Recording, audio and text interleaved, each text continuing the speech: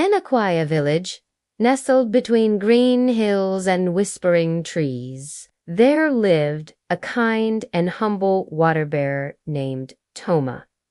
Toma lived alone in a little clay house on the edge of the village. Every morning, before the sun rose over the hills, he would walk down the narrow dirt path that led to the river, carrying a long wooden pole across his shoulders. Hanging from each end of the pole were 2 large clay pots, each tied with thick rope and balanced carefully. One of the pots was strong, smooth, and perfect. Its surface gleamed in the morning sun, and not a drop of water ever escaped from it. The other pot, however, was not so perfect. It had a long crack running down one side. The crack had been there for years. Though it had once been just as new and whole as the other pot, it had chipped after being dropped one winter morning. Each day, Toma would fill both pots with water at the river and carry them back home. But by the time he reached his house, the cracked pot would be only half full. It leaked steadily, dripping along the dirt path, leaving behind a trail of tiny wet spots in the dust. For years, this routine went on, and for years, the cracked pot felt ashamed, while the perfect pot stood proudly, knowing it delivered every drop of water to Toma's home. The cracked pot felt useless. I am broken, it thought. I waste water. I am not enough. One morning, as Toma was preparing to leave for the river, the cracked pot finally spoke. Now, this was a magical village, and like many magical places, inanimate things could speak when their hearts were heavy enough.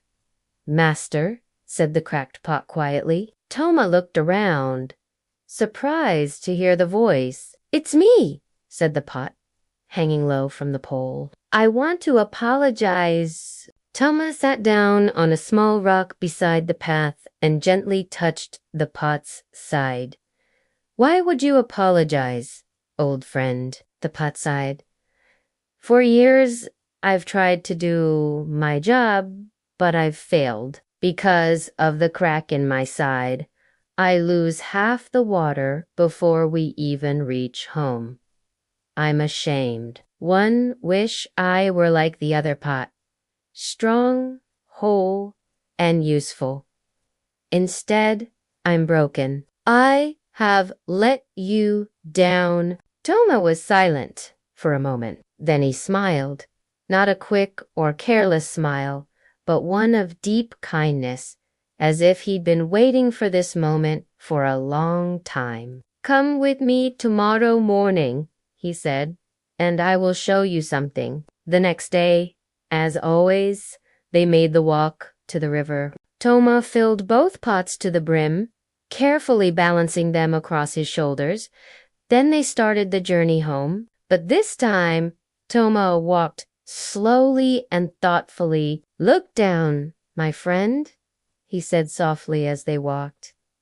The cracked pot looked down, and for the first time, it noticed something it had never seen before. All along the right side of the path, the side it always hung on, flowers were blooming. Bright wildflowers in every color of the rainbow danced in the breeze.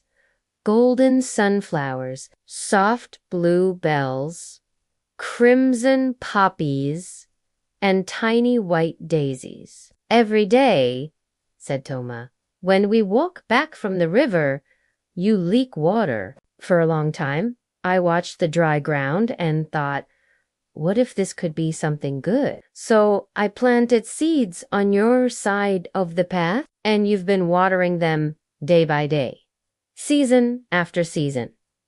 You see only the water you lose, but I see the beauty you leave behind. The cracked pot didn't know what to say. It looked again at the flowers, blooming, full of life, spreading for as far as it could see.